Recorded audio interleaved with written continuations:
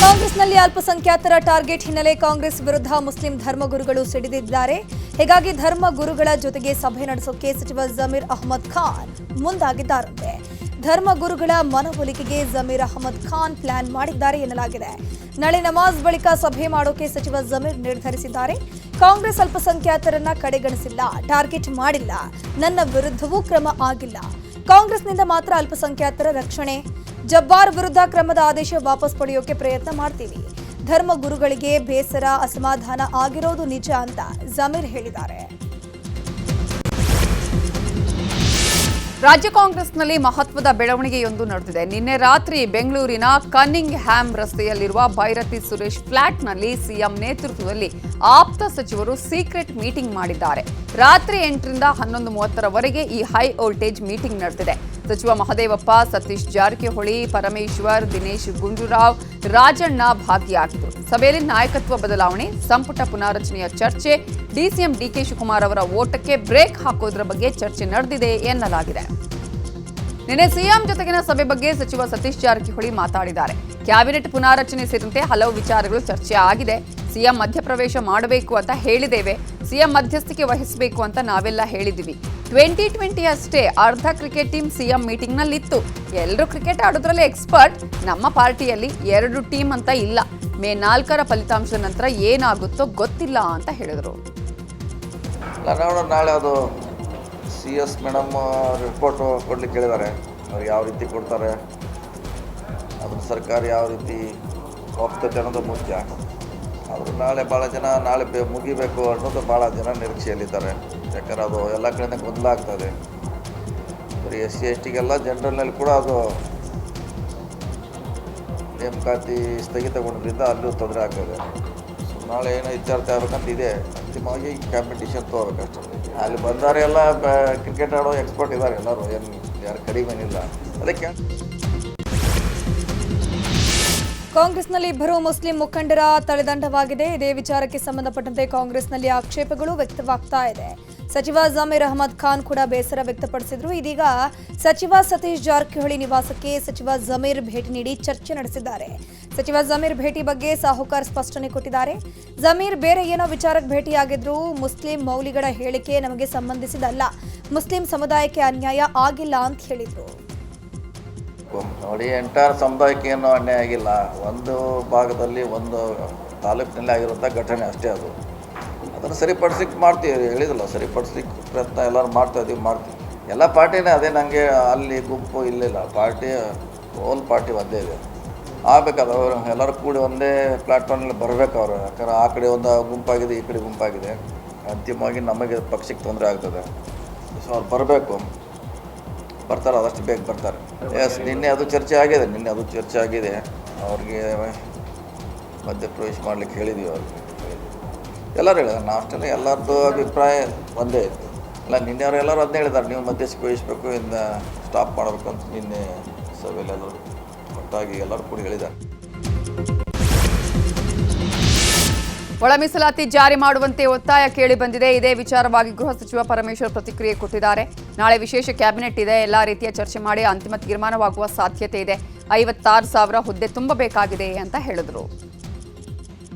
ಈಗಾಗಲೇ 56,000 ಹುದ್ದೆಗಳಿಗೂ ತುಂಬಬೇಕು ಅನ್ನೋದನ್ನು ಅವರು ಬಡ್ಜೆಟ್ನಲ್ಲೇ ನಮೂದಿಸಿದ್ದಾರೆ. ಅದನ್ನು ಒಂದು ಕಡೆ ಮಾಡಲೇಬೇಕಾದಂಥ ಅನಿವಾರ್ಯತೆ ಇದೆ. ಆದಷ್ಟು ಬೇಗ ಈ ರಾಜ್ಯದ ಯುವಕರು ಅಪೇಕ್ಷೆ ಏನಿದೆ ಅಂತೇಳಿದರೆ, ಅವರಿಗೆ ಸರ್ಕಾರದ ನೌಕರಿ ಸಿಗಬೇಕಲ್ಲ, ಆದಷ್ಟು ಬೇಗ ಮಾಡಿದರೆ ಒಳ್ಳೆಯದು ಅಂತೇಳಿ ಅವರ ಅಪೇಕ್ಷೆ ಇದೆ. ನಾವು ಕೂಡ ಅದೇ ದಾರಿಯಲ್ಲಿ ತೀರ್ಮಾನ ಬೇಗ ಆದರೆ ಎಲ್ಲ ನೋಟಿಫಿಕೇಷನ್ಸ್ ಮಾಡಿ ಬೇಗ ಎಲ್ಲ ಇಲಾಖೆಗಳಲ್ಲೂ ರಿಕ್ರೂಟ್ಮೆಂಟ್ ಮಾಡೋದಕ್ಕೆ ಕ್ರಮ ತಗೊಳ್ತೀವಿ.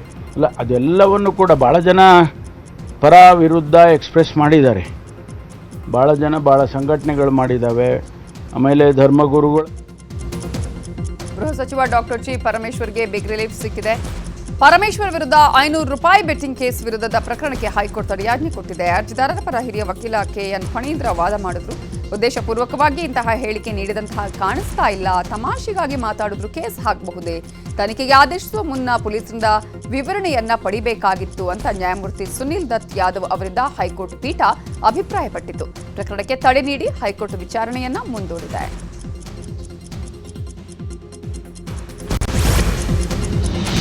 ಪ್ರಧಾನಿ ಮೋದಿ ವಿರುದ್ಧ ಆಕ್ಷೇಪಾರ್ಹ ಪದ ಬಳಕೆ ಮಾಡಿದ ಮಲ್ಲಿಕಾರ್ಜುನ ಖರ್ಗೆ ವಿರುದ್ಧ ಆಕ್ರೋಶ ವ್ಯಕ್ತವಾಗಿದೆ. ಬೆಂಗಳೂರಲ್ಲಿ ವಿಧಾನಸೌಧದ ಮುಂಭಾಗ ಇರುವಂತಹ ಗಾಂಧಿ ಪ್ರತಿಮೆ ಬಳಿ ಬಿಜೆಪಿ ಪ್ರತಿಭಟನೆ ನಡೆಸಿದೆ.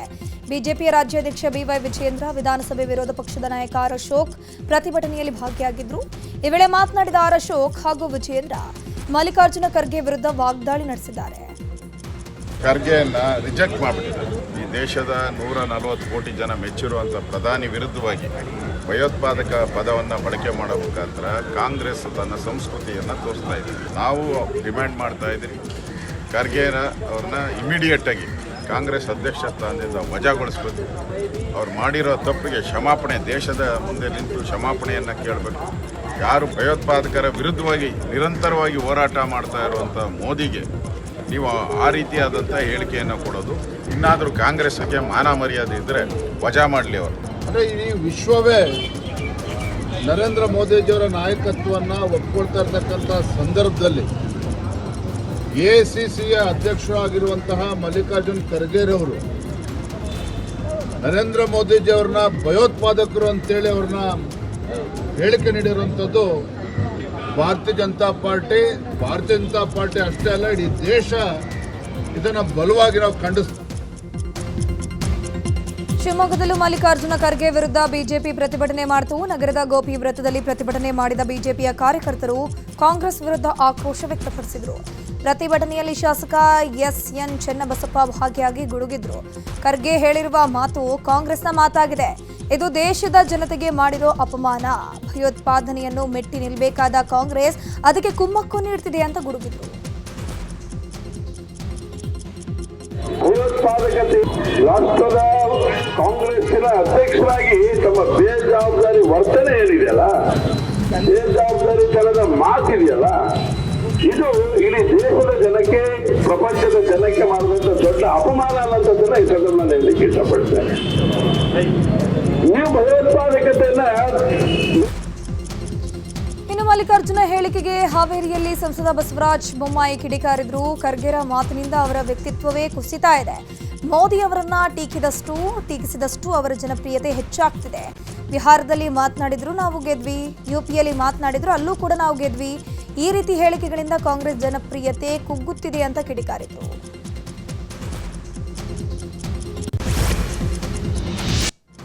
ಈಗ SSLC ರಿಸಲ್ಟ್ಗೆ ಸಂಬಂಧಪಟ್ಟಂತಹ ಸುದ್ದಿ. ಈ ಬಾರಿ ರಾಜ್ಯದಲ್ಲಿ SSLC ಉತ್ತಮ ಫಲಿತಾಂಶ ಬಂದಿದೆ. ಎಲ್ಲಾ ಜಿಲ್ಲೆಗಳಲ್ಲೂ ಒಳ್ಳೆಯ ಫಲಿತಾಂಶ ಬಂದಿದೆ. ದಕ್ಷಿಣ ಕನ್ನಡ ಜಿಲ್ಲೆ ಮೊದಲ ಸ್ಥಾನ ಪಡೆದುಕೊಂಡರೆ ಉಡುಪಿ ಜಿಲ್ಲೆ 2ನೇ ಸ್ಥಾನ ಪಡೆದುಕೊಂಡಿದೆ. 3ನೇ ಸ್ಥಾನವನ್ನ ಉತ್ತರ ಕನ್ನಡ ಜಿಲ್ಲೆ ಪಡೆದುಕೊಂಡಿದೆ. ಇನ್ನು ಕಲಬುರಗಿ ಜಿಲ್ಲೆ ಅಂತಿಮ ಸ್ಥಾನದಲ್ಲಿದೆ. SSLC ತೃತೀಯ ಭಾಷೆಯಲ್ಲಿ 17,000 ವಿದ್ಯಾರ್ಥಿಗಳು ಅನುತ್ತೀರ್ಣರಾಗಿದ್ದಾರೆ ಅಂತ ಶಿಕ್ಷಣ ಸಚಿವ ಮಧು ಬಂಗಾರಪ್ಪ ಮಾಹಿತಿ ಕೊಟ್ಟಿದ್ದಾರೆ. ಮೇ 18ರಿಂದ 25ರವರೆಗೆ 2ನೇ ಪರೀಕ್ಷೆ ನಡೆಯಲಿದೆ. ಇನ್ನು ತೃತೀಯ ಭಾಷೆಯಲ್ಲಿ ಅನುತ್ತೀರ್ಣರಾದವರಿಗೆ 2ನೇ ಪರೀಕ್ಷೆಗೆ ಶುಲ್ಕ ಇರಲ್ಲ ಅಂತ ಸಚಿವರು ಸ್ಪಷ್ಟಪಡಿಸಿದ್ದಾರೆ. ಇದೇ ವೇಳೆ ತೃತೀಯ ಭಾಷೆ ಹಿಂದಿ ಆಯ್ಕೆ ಮಾಡಿಕೊಂಡಿದ್ದ ವಿದ್ಯಾರ್ಥಿಗಳ ಪೈಕಿ 9,481 ವಿದ್ಯಾರ್ಥಿಗಳು ಫೇಲ್ ಆಗಿದ್ದಾರೆ ಅಂತ ಮಧು ಬಂಗಾರಪ್ಪ ತಿಳಿಸಿದ್ದಾರೆ. Appeared 7,70,209, past 7,24,794. ಈ ಸತಿ ಪರ್ಸೆಂಟೇಜು ಅಚೀವ್ ಮಾಡಿರೋದು 94.1%, 94.10% ಈ ಸತಿ ದಾಖಲೆ ರೀತಿಯಲ್ಲಿ ಇವತ್ತು ಹೈಯೆಸ್ಟ್ ಪರ್ಸೆಂಟೇಜ್ ಇನ್ಕ್ರೀಸ್ ಮಾಡಿರ್ತಕ್ಕಂಥ ಜಿಲ್ಲೆ ಇವತ್ತು ನನಗೆ ಭಾಳ ಸಂತೋಷ. ಹೋದ ವರ್ಷ ಇರ್ತಕ್ಕಂಥ ಲಾಸ್ಟ್ ಜಿಲ್ಲೆ ಗುಲ್ಬರ್ಗ ಇತ್ತು, ಅದು ಈ ಸತಿ ಲಾಸ್ಟ್ ಬಟ್ 1 ಯಾದಗಿರಿ ಇತ್ತು.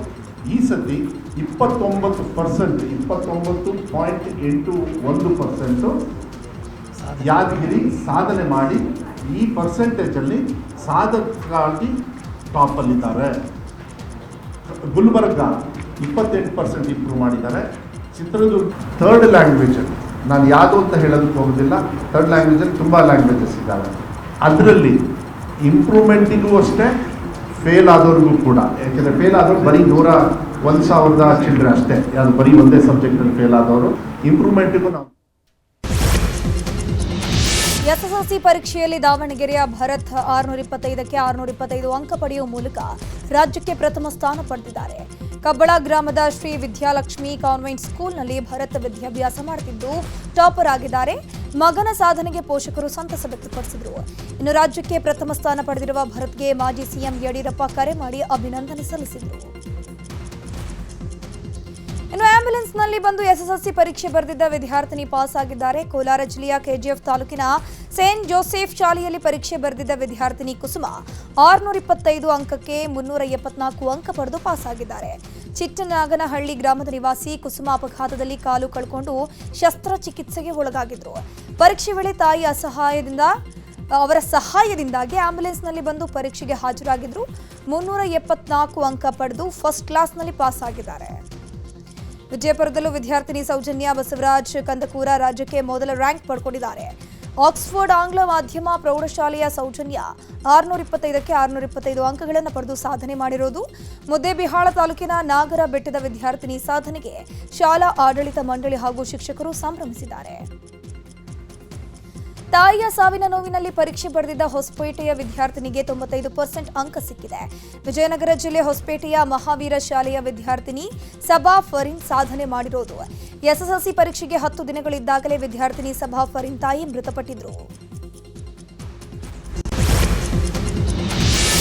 ಎಸ್ಎಸ್ಎಲ್ಸಿ ಪರೀಕ್ಷಾ ಪ್ರಾಧಿಕಾರ ಎಡವಟ್ಟು ಮಾಡಿದೆ. ಸಮಾಜ ವಿಜ್ಞಾನ ಪರೀಕ್ಷೆಗೆ ಹಾಜರಾಗಿದ್ರೂ ಕೂಡ ಹಾಜರಾಗಿಲ್ಲ ಅಂತ ಅಂಧ ವಿದ್ಯಾರ್ಥಿನಿ ಲೀಸಾ ಖಾನಂ ಅನ್ನುವ ವಿದ್ಯಾರ್ಥಿನಿಯನ್ನು ಫೇಲ್ ಮಾಡಿದೆ. ಉತ್ತರ ಕನ್ನಡ ಜಿಲ್ಲೆಯ ಶಿರ್ಸಿ ನಗರದ ಇಂದಿರಾನಗರದ ಯೂನಿಯನ್ ಉರ್ದು ಪ್ರೌಢಶಾಲೆಯಲ್ಲಿ ಓದ್ತಾ ಇದ್ದ ಲೀಸಾ ಖಾನಂ ಅಂಧ ವಿದ್ಯಾರ್ಥಿನಿಯಾಗಿದ್ದು ಕನ್ನಡದಲ್ಲಿ 100, ಇಂಗ್ಲಿಷ್ನಲ್ಲಿ 92, ಎಕನಾಮಿಕ್ಸ್ನಲ್ಲಿ 98, ಪೊಲಿಟಿಕಲ್ ಸೈನ್ಸ್ನಲ್ಲಿ 92 ಅಂಕ ಪಡೆದು ಒಟ್ಟು 526 ಅಂಕ ಗಳಿಸಿ 84.16% ಗಳಿಸಿದ್ದಾರೆ. ಆದರೆ ಪರೀಕ್ಷಾ ಪ್ರಾಧಿಕಾರದ ಎಡವಟ್ಟಿನಿಂದ ಲೀಸಾ ಖಾನಂ ಫೇಲ್ ಆಗಿದ್ದಾರೆ. ಎಸ್ಎಸ್ಎಲ್ಸಿ ಪರೀಕ್ಷೆ ಫಲಿತಾಂಶ ಪ್ರಕಟವಾಗಿದ್ದು ಈ ಬಾರಿ ಮಂಡ್ಯ ಜಿಲ್ಲೆ ರಾಜ್ಯದಲ್ಲಿ 5ನೇ ಸ್ಥಾನ ಪಡ್ಕೊಂಡಿದೆ. 97.45% ಫಲಿತಾಂಶ ಪಡೆದಿದ್ದು 5ನೇ ಸ್ಥಾನವನ್ನು ಪಡ್ಕೊಂಡಿರೋದು. ಜಿಲ್ಲೆಯಲ್ಲಿ ಪರೀಕ್ಷೆ ಬರೆದ 18,815 ವಿದ್ಯಾರ್ಥಿಗಳ ಪೈಕಿ 18,275 ವಿದ್ಯಾರ್ಥಿಗಳು ಉತ್ತೀರ್ಣರಾಗಿದ್ದಾರೆ. ಕಳೆದ ವರ್ಷ ಮಂಡ್ಯ ಎಸ್ಎಸ್ಎಲ್ಸಿ ಪರೀಕ್ಷೆ ಫಲಿತಾಂಶದಲ್ಲಿ 12ನೇ ಸ್ಥಾನ ಪಡ್ಕೊಂಡಿತ್ತು. 621 ಅಂಕ ಪಡೆದು 3 ವಿದ್ಯಾರ್ಥಿಗಳು ಜಿಲ್ಲೆಯಲ್ಲಿ ಟಾಪರ್ಸ್ ಆಗಿದ್ದಾರೆ. ರಾಜ್ಯಕ್ಕೆ 5ನೇ ಸ್ಥಾನ ಪಡೆದಿದ್ದಕ್ಕೆ ವಿದ್ಯಾರ್ಥಿಗಳಿಗೆ ಡಿಡಿಪಿಐ ಜಿಎ ಲೋಕೇಶ್ ಶುಭ ಕೋರಿದರು. ಎಸ್ಎಸ್ಎಲ್ಸಿ ಪರೀಕ್ಷಾ ಫಲಿತಾಂಶದಲ್ಲಿ ಕಲಬುರಗಿ ಕೊನೆಯ ಸ್ಥಾನವನ್ನು ಪಡ್ಕೊಂಡಿದೆ. ಈ ಹಿನ್ನೆಲೆ ಜಿಲ್ಲಾ ಉಸ್ತುವಾರಿ ಸಚಿವ ಪ್ರಿಯಾಂಕ್ ಖರ್ಗೆಗೆ ಬಿಜೆಪಿ ಜೆಡಿಎಸ್ ಎಕ್ಸ್ನಲ್ಲಿ ಟಾಂಗ್ ಕೊಟ್ಟಿದೆ. ಎಸ್ಎಸ್ಎಲ್ಸಿ ಪರೀಕ್ಷೆ ಫಲಿತಾಂಶ ಬಂದಿದ್ದು ಟ್ವೀಟ್ ಮಹಾಜ್ಞಾನಿ ಎಲ್ಲಿ ಅಂತ ಬಿಜೆಪಿ ಟಾಂಗ್ ಕೊಟ್ಟಿದೆ. ಕಲಬುರಗಿ ಹಿಂದುಳಿಯಲು ಖರ್ಗೆ ಕುಟುಂಬವೇ ಕಾರಣ ಅಂತ ಮಲ್ಲಿಕಾರ್ಜುನ್ ಖರ್ಗೆ ಹಾಗೂ ಪ್ರಿಯಾಂಕ್ ಖರ್ಗೆ ಎಐ ವಿಡಿಯೋ ಮೂಲಕ ಜೆಡಿಎಸ್ ಟಾಂಗ್ ನೀಡಿದೆ.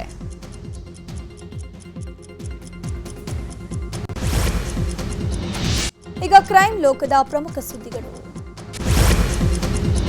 ಸೋಷಿಯಲ್ ಮೀಡಿಯಾ ಸ್ಟಾರ್ ಸಾಧನಾ ಶೆಟ್ಟಿ ವಿರುದ್ಧ ಬ್ಲಾಕ್ ಮೇಲ್ ಆರೋಪ ಕೇಳಿಬಂದಿದೆ. ಡೇಟಿಂಗ್ ವಿಡಿಯೋ ಇಟ್ಕೊಂಡು ಉದ್ಯಮಿ ಕಾರ್ತಿಕ್ ಅನ್ನೋರಿಗೆ ಸಾಧನಾ ಶೆಟ್ಟಿ ಬ್ಲಾಕ್ ಮೇಲ್ ಮಾಡಿದ್ದಾರೆ ಅನ್ನೋ ಆರೋಪ ಕೇಳಿ ಬರ್ತಾ ಇದೆ. ಬೆಂಗಳೂರಿನಲ್ಲಿ HK ಪರ್ಮನೆಂಟ್ ಮೇಕಪ್ ಕ್ಲಿನಿಕ್ ಮಾಲೀಕ ಕಾರ್ತಿಕ್ಗೆ ಪ್ರಮೋಷನ್ ಹೆಸರಲ್ಲಿ ಸಾಧನಾ ಶೆಟ್ಟಿ ಪರಿಚಯವಾಗಿದ್ದು ಇಬ್ಬರು ಆಗಾಗ್ಗೆ ಡೇಟಿಂಗ್ ಮಾಡ್ತಿದ್ರಂತೆ. ಈ ವೇಳೆ ಕಾರ್ತಿಕ್ ಖಾಸಗಿ ಫೋಟೋ ವಿಡಿಯೋ ರೆಕಾರ್ಡ್ ಮಾಡಿಕೊಂಡು ಸಾಧನಾ ಶೆಟ್ಟಿ ಬೆದರಿಕೆ ಹಾಕಿ 10 ಲಕ್ಷ ಪಡೆದಿದ್ಲಂತೆ. ಮತ್ತೆ 1.5 ಕೋಟಿ ಕೊಡುವಂತೆ ಸಾಧನಾ ಶೆಟ್ಟಿ ಟಾರ್ಚರ್ ಕೊಡ್ತಿದ್ಲಂತೆ. ಹಣ ಕೊಡದಿದ್ದಾಗ ಕಾರ್ತಿಕ್ ಪತ್ನಿಗೆ ಸಾಧನಾ ಶೆಟ್ಟಿ ವಾಟ್ಸ್ಆಪ್ ಮೆಸೇಜ್ ಮಾಡಿದ್ರಂತೆ. ಬ್ಲಾಕ್ ಮೇಲ್ ಸಂಬಂಧ ಜಯನಗರ ಠಾಣೆಯಲ್ಲಿ ಕಾರ್ತಿಕ್ ದೂರನ್ನ ಕೊಟ್ಟಿದ್ದಾರೆ. ಚಿನ್ನ ಕೊಡಿಸುವ ನೆಪದಲ್ಲಿ ಸುಮಾರು 2 ಕೋಟಿ ವಂಚನೆ ಮಾಡಿರುವ ಘಟನೆ ಬೆಂಗಳೂರಿನ HSR ಲೇಔಟ್ನಲ್ಲಿ ನಡೆದಿದೆ. ಪುನೀತ್ ಅನ್ನುವ ಆತನಿಗೆ 2 ಕೋಟಿ ವಂಚನೆಗೆ ಒಳಗಾಗಿದ್ದು ಚಿನ್ನದ ಬೆಲೆ ಕಡಿಮೆ ಆಯಿತು ಅಂತ ಪುನೀತ್ ತನ್ನ ಸಂಬಂಧಿ ಸವಿತಾ ರೆಡ್ಡಿ ಮೂಲಕ ಖರೀದಿಗೆ ಮುಂದಾಗಿದ್ದಾನೆ. MP ಜ್ಯುವೆಲರ್ಸ್ ಬಳಿಗೆ ಸವಿತಾ ಕರ್ಕೊಂಡು ಹೋಗಿದ್ದು ಚಿನ್ನ ಖರೀದಿಸಿದ ಮೇಲೆ ಹಣ ಪಡೆದು ಚಿನ್ನವನ್ನ ಕೊಟ್ಟಿರಲಿಲ್ಲ. ಇದೀಗ ಹಣ ಕಳೆದುಕೊಂಡ ಪುನೀತ್ MP ಜ್ಯುವೆಲರ್ಸ್ ಮಾಲೀಕ ಇಂದ್ರಚಂದ್ ಹಾಗೆಯೇ ಸವಿತಾ ರೆಡ್ಡಿ ವಿರುದ್ಧ HSR ಲೇಔಟ್ನಲ್ಲಿ ಕೇಸನ್ನು ದಾಖಲಿಸಿದ್ದಾರೆ. ಜಿಬಿಎಯ ಹಿರಿಯ ಅಧಿಕಾರಿ ಹೆಸರಲ್ಲಿ ಸೈಬರ್ ವಂಚಕರು ವಂಚನೆ ಮಾಡಿದ್ದಾರೆ. ಪೂರ್ವ ನಗರ ಪಾಲಿಕೆ ಆಯುಕ್ತ ರಮೇಶ್ ಹೆಸರಲ್ಲಿ ವಂಚನೆ ಮಾಡಿದ್ದಾರೆ. ಹೆಸರು, ಹುದ್ದೆ, ಭಾವಚಿತ್ರ ಬಳಸಿ ಇತರೆ ಅಧಿಕಾರಿಗಳಲ್ಲಿ ಹಾಗೂ ಸಾರ್ವಜನಿಕರಿಂದ ಹಣಕ್ಕೆ ಬೇಡಿಕೆ ಇಟ್ಟಿದ್ರು. ಪೂರ್ವ ನಗರ ಪಾಲಿಕೆಯ ಮಹಿಳಾ ಸಿಬ್ಬಂದಿಗಳಿಗೂ ನಕಲಿ ಖಾತೆಯಿಂದ ಸಂದೇಶವನ್ನು ಕಳಿಸಿದ್ದಾರೆ. ಕೂಡಲೇ ಎಚ್ಚೆತ್ತ ಅಧಿಕಾರಿ ಸೈಬರ್ ಕ್ರೈಮ್ಗೆ ದೂರನ್ನು ಕೊಟ್ಟಿದ್ದು ವೈಟ್ ಫೀಲ್ಡ್ನ ಸೆನ್ ಪೊಲೀಸ್ ಠಾಣೆಯಲ್ಲಿ FIR ದಾಖಲಾಗಿದೆ.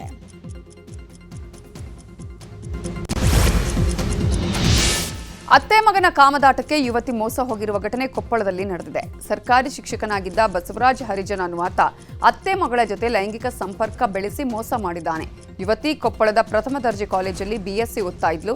ಅತ್ತೆ ಮಗಳೊಂದಿಗೆ ಸಲಿಗೆಯಿಂದ ವರ್ತಿಸಿದ ಬಸವರಾಜ್ ದೈಹಿಕ ಸಂಪರ್ಕ ಬೆಳೆಸಿದ್ದು ಮನೆಯಲ್ಲಿ ಹೇಳಿದರೆ ಕೊಲೆ ಮಾಡುವುದಾಗಿ ಬೆದರಿಕೆ ಹಾಕಿದ್ನಂತೆ.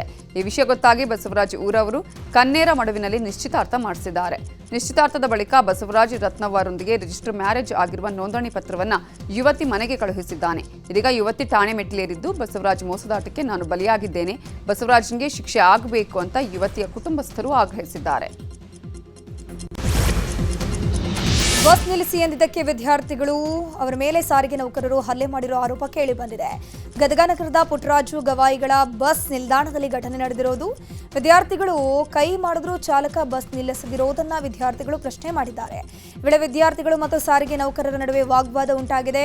ಇದರಿಂದ ಸಿಟ್ಟಿಗೆದ್ದ ವಿದ್ಯಾರ್ಥಿಗಳು ಬಸ್ ತಡೆದು ಆಕ್ರೋಶ ವ್ಯಕ್ತಪಡಿಸಿದ್ದು ವಿದ್ಯಾರ್ಥಿ ಮೇಲೆ ಹಲ್ಲೆ ಮಾಡಿದ ನೌಕರನ ವಿರುದ್ಧ ಕ್ರಮಕ್ಕೆ ಆಗ್ರಹಿಸಿದ್ದಾರೆ. ಸ್ಥಳಕ್ಕಾಗಮಿಸಿದ ಶಹರ ಠಾಣೆ ಪೊಲೀಸರು ವಿದ್ಯಾರ್ಥಿಗಳ ಮನವೊಲಿಸೋಕೆ ಹರಸಾಹಸಪಟ್ಟರು. ಈಗ ರಾಜ್ಯದ ವಿದ್ಯಮಾನಗಳನ್ನು ನೋಡೋಣ. ರಾಜ್ಯದಲ್ಲಿ ದಿನದಿಂದ ದಿನಕ್ಕೆ ತಾಪಮಾನ ಜಾಸ್ತಿ ಆಗ್ತಾ ಇದೆ. ಈ ಬಗ್ಗೆ ಆರೋಗ್ಯ ಸಚಿವ ದಿನೇಶ್ ಗುಂಡೂರಾವ್ ಪ್ರತಿಕ್ರಿಯೆ ಕೊಟ್ಟಿದ್ದಾರೆ. ಬೆಂಗಳೂರಲ್ಲಿ ಮಾತಾಡಿರುವ ಅವರು ಸರ್ಕಾರಿ ಆಸ್ಪತ್ರೆಗಳಲ್ಲಿ ಹೀಟ್ ಸ್ಟ್ರೋಕ್ಗೆ ಸಮುದಾಯ ಕೇಂದ್ರಗಳಿಂದ ಜಿಲ್ಲಾ ಆಸ್ಪತ್ರೆವರೆಗೆ ವಿಶೇಷ ಬೆಡ್ ಹಾಗೂ ಚಿಕಿತ್ಸೆಗೆ ವ್ಯವಸ್ಥೆ ಮಾಡಲಾಗಿದೆ. ಸಮುದಾಯ ಕೇಂದ್ರಗಳಲ್ಲಿ 2 ಬೆಡ್, ತಾಲೂಕು ಆಸ್ಪತ್ರೆಯಲ್ಲಿ 5 ಹಾಗೂ ಜಿಲ್ಲಾ ಆಸ್ಪತ್ರೆಯಲ್ಲಿ 10 ಬೆಡ್ ಮೀಸಲಿಡಲಾಗಿದೆ.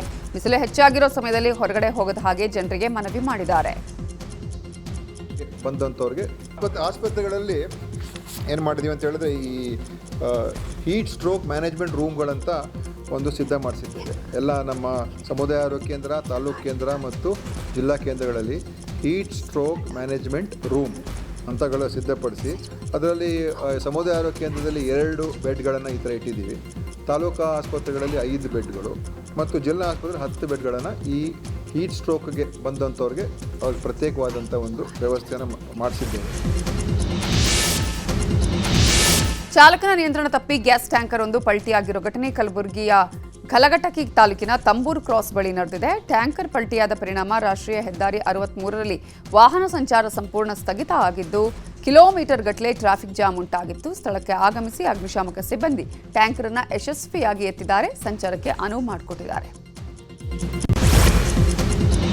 ಬೆಳಗಾವಿಯಲ್ಲಿ ವರುಣನಬ್ಬರ ಜೋರಾಗಿದೆ. ಸಂಜೆ ಆಗ್ತಾ ಇದ್ದಂತೆ ಮಳೆಯಾಗಿದ್ದು ಜನಜೀವನ ಸಂಪೂರ್ಣವಾಗಿ ಅಸ್ತವ್ಯಸ್ತಗೊಂಡಿದೆ. ನಗರದಲ್ಲಿ 1 ಗಂಟೆಗೂ ಹೆಚ್ಚು ಕಾಲ ಮಳೆಯಾಗಿದೆ. ಏಕಾಏಕಿ ಮಳೆಯಿಂದಾಗಿ ವಾಹನ ಸವಾರರು ಸೇರಿದಂತೆ ಬಸ್ ನಿಲ್ದಾಣದಲ್ಲಿದ್ದ ಪ್ರಯಾಣಿಕರು ಪರದಾಟ ನಡೆಸಿದರು.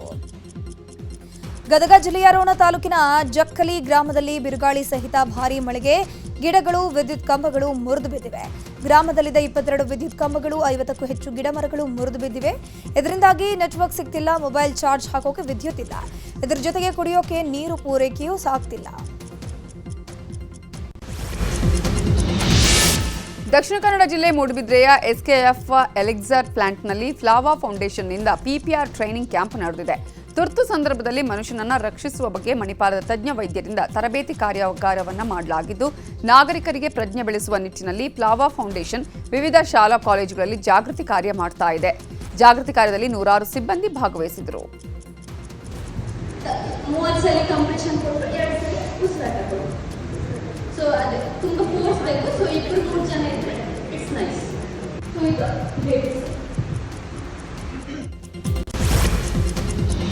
ಈಗ ದೇಶದ ಪ್ರಮುಖ ಸುದ್ದಿಗಳು. ತಮಿಳುನಾಡಿನ ವಿಧಾನಸಭೆಗೆ ಇವತ್ತು ಮತದಾನ ನಡೆದಿದ್ದು ಎಲ್ಲ 234 ಕ್ಷೇತ್ರಗಳಿಗೂ ಏಕ ಹಂತದಲ್ಲಿ ಚುನಾವಣೆ ನಡೆದಿದೆ. ಪಶ್ಚಿಮ ಬಂಗಾಳದಲ್ಲೂ ವಿಧಾನಸಭಾ ಚುನಾವಣೆಗೆ ಮೊದಲ ಹಂತದ ಮತದಾನ ನಡೀತಾ ಇದೆ. ತಮಿಳುನಾಡಿನಲ್ಲಿ ಈವರೆಗೆ 84.29% ಮತದಾನವಾಗಿದ್ರೆ ಪಶ್ಚಿಮ ಬಂಗಾಳದಲ್ಲಿ 91.35% ಮತದಾನವಾಗಿದೆ. ಇನ್ನು ತಮಿಳುನಾಡಿನಲ್ಲಿ ಬಿರುಸಿನಿಂದ ಮತದಾನ ನಡೆದಿದ್ದು ನಟ ರಜನಿಕಾಂತ್, ಕಮಲ್ ಹಾಸನ್ ಸೇರಿದಂತೆ ಹಲವು ಸಿನಿ ತಾರೆಯರು ವೋಟ್ ಮಾಡಿದರು.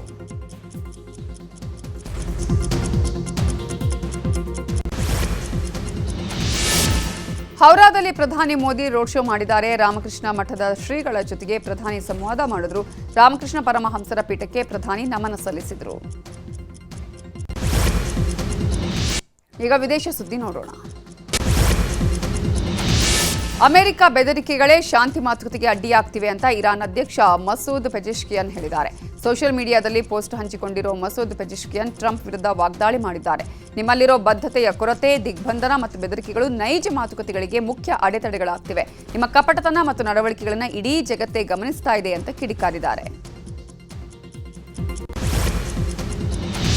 ತನ್ನ ಷರತ್ತುಗಳನ್ನು ಒಪ್ಪಿ ಶಾಂತಿ ಒಪ್ಪಂದಕ್ಕೆ ಸಹಿ ಹಾಕುವಂತೆ ಇರಾನ್ಗೆ ಡೊನಾಲ್ಡ್ ಟ್ರಂಪ್ ಒತ್ತಡ ಹೇರ್ತಿದ್ದಾರೆ. ಆದರೆ ಇದಕ್ಕೆ ಇರಾನ್ ಕೇರ್ ಮಾಡದೆ ಕೊಲ್ಲಿ ರಾಷ್ಟ್ರಗಳಿಗೆ ಶಾಕ್ ಕೊಡೋಕೆ ಸ್ಕೆಚ್ ಹಾಕಿದೆ. ಹರ್ಮುಜ್ ಜಲಸಂಧಿಯ ತಳಭಾಗದಲ್ಲಿ ಹಾದು ಹೋಗಿರುವಂತಹ ಸಾವಿರಾರು ಕಿಲೋಮೀಟರ್ ಉದ್ದದ ಇಂಟರ್ನೆಟ್ ಕೇಬಲ್ಗಳನ್ನು ಕಟ್ ಮಾಡೋಕೆ ಸಿದ್ಧತೆ ನಡೆಸ್ತಿದೆಯಂತೆ. ಒಂದ್ ವೇಳೆ ಇಂಟರ್ನೆಟ್ ಕೇಬಲ್ ಕಟ್ ಮಾಡಿದ್ರೆ ಏಷ್ಯಾ, ಯುರೋಪ್ ಮತ್ತು ಪಶ್ಚಿಮ ಏಷ್ಯಾದಲ್ಲಿ ಇಂಟರ್ನೆಟ್ ಸ್ಥಗಿತಗೊಳ್ಳಲಿದೆ. ಇಸ್ರೇಲ್, ಅಮೆರಿಕ ಮತ್ತು ಇರಾನ್ ಮಧ್ಯೆ ಯುದ್ಧ ನಿಲ್ಲಿಸಲು ಪಣ ತೊಟ್ಟಿರುವ ಪಾಕಿಸ್ತಾನ ಗಣ್ಯರಿಗೆ ಭದ್ರತೆ ಕೊಡುವ ನೆಪದಲ್ಲಿ ಇಸ್ಲಾಮಾಬಾದ್ನಲ್ಲಿ 10 ದಿನಗಳಿಂದ ಅಘೋಷಿತ ಲಾಕ್ಡೌನ್ ಜಾರಿ ಮಾಡಿದೆ. ಪಾಕ್ ಸರ್ಕಾರದ ನಿರ್ಬಂಧಗಳಿಂದಾಗಿ ಅಲ್ಲಿನ ಜನ ತೀವ್ರ ಸಂಕಷ್ಟಕ್ಕೆ ಸಿಲುಕಿದ್ದಾರೆ. ಪ್ರಮುಖ ರಸ್ತೆ ಮತ್ತು ಮಾರುಕಟ್ಟೆ, ಶಾಲೆಗಳನ್ನು ಮುಚ್ಚಲಾಗಿದೆ.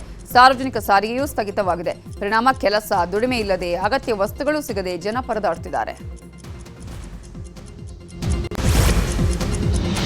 ಈಶಾನ್ಯ ನೈಜೀರಿಯಾದಲ್ಲಿ ನಡೆದ ಉಗ್ರರ ಭೀಕರ ದಾಳಿಗೆ 20 ಜನರು ಬಲಿಯಾಗಿದ್ದಾರೆ. ಬೋರ್ನೋ ರಾಜ್ಯದ ಸಾಂಬಿಸಾ ಕಾಡಿನ ಅಂಚಿನಲ್ಲಿರುವ 2 ಗ್ರಾಮಗಳ ಮೇಲೆ ದಾಳಿ ನಡೆಸಲಾಗಿದೆ. ರಾತ್ರೋರಾತ್ರಿ ಬೇಕೋ ಹರಾಮ್ ಸಂಘಟನೆಗೆ ಸೇರಿದ ಉಗ್ರರು ದಾಳಿ ಮಾಡಿರೋದು. ಇಡೀ ಊರಿಗೆ ಬೆಂಕಿ ಹಚ್ಚಿ ಬೆಲೆ ಬಾಳುವಂತಹ ವಸ್ತುಗಳನ್ನು ಲೂಟಿ ಮಾಡಿದ್ದಾರೆ. ಅಲ್ಲದೆ ಸಿಕ್ಕವರನ್ನ ಗುಂಡಿಟ್ಟು ಕೊಂದಿದ್ದಾರೆ.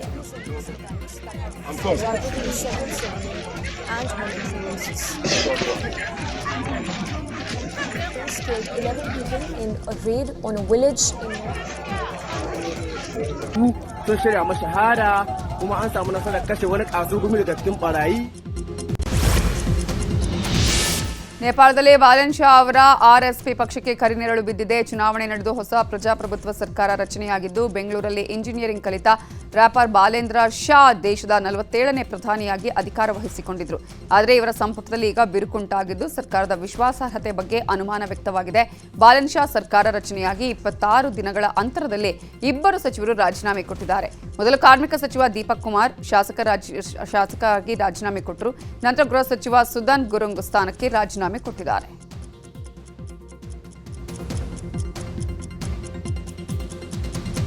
ನೇಪಾಳದಲ್ಲಿ ಬಾಲನ್ ಶಾ ಅವರ ಆರ್ಎಸ್ಪಿ ಪಕ್ಷ ಇದೀಗ ತೂಗುಯಲೆಯಲ್ಲಿದೆ. ಕಾರಣ ಚುನಾವಣೆ ನಡೆದು ಹೊಸ ಪ್ರಜಾಪ್ರಭುತ್ವದ ಸರ್ಕಾರ ರಚನೆ ಆದರೂ ಕೂಡ 26 ದಿನದಲ್ಲೇ 2 ಸಚಿವರು ರಾಜೀನಾಮೆಯನ್ನ ಕೊಟ್ಟಿರುವುದು ಸರ್ಕಾರ ಯಾವ ರೀತಿಯಾಗಿ ನಡೆಯುತ್ತೆ ಅನ್ನುವ ಕುತೂಹಲ.